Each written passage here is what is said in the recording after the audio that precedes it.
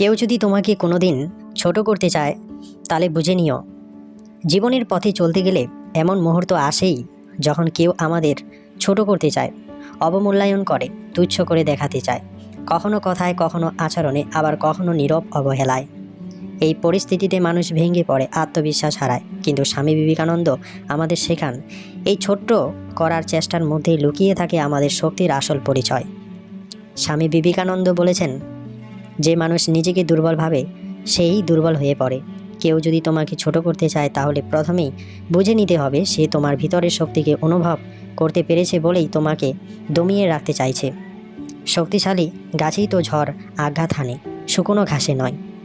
যখন কেউ তোমাকে অপমান করে তখন সেটাকে নিজের অযোগ্যতার প্রমাণ ভাবার আগে প্রশ্ন করো, আমি কি সত্যিই এটাই তুচ্ছ? বিবেকানন্দের মতে প্রতিটি মানুষের ভিতরেই ঈশ্বর শক্তি আছে। তিনি বলতেন, তোমার মধ্যেই সব শক্তি নিহিত, বাইরে কিছু নেই। সুতরাং বাইরের মানুষের কথায় নিজেকে ছোট ভাবা মানে নিজের অন্তর্নিহিত শক্তিকেই অস্বীকার করা।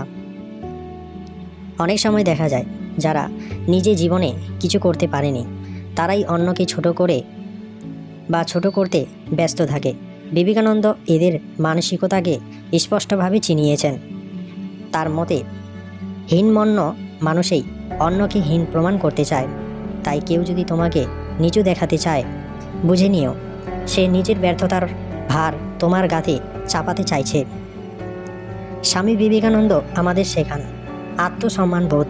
তিনি বলতেন, নিজেকে বিশ্বাস করো, এই বিশ্বাস থেকে সব শক্তির জন্ম। যদি তুমি নিজের উপর বিশ্বাস রাখো তাহলে কারো তুচ্ছ কথা তোমার পথ আটকাতে পারবে না।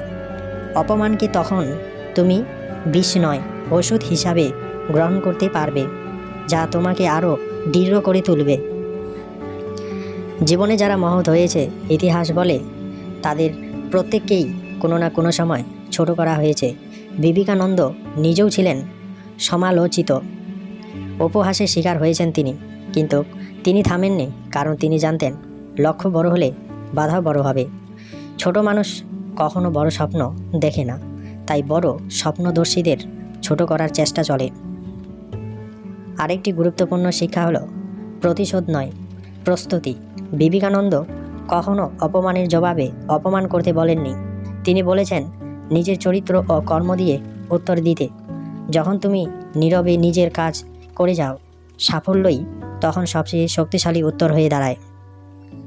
সবশেষে বলা যায়, কেউ যদি তোমাকে কোনোদিন ছোট করতে চায় তখন ভেঙে পড়ো না, বরং থামো, ভাবো আর বুঝে নাও তুমি সঠিক পথেই আছো বলেই এই বাধা এসেছে।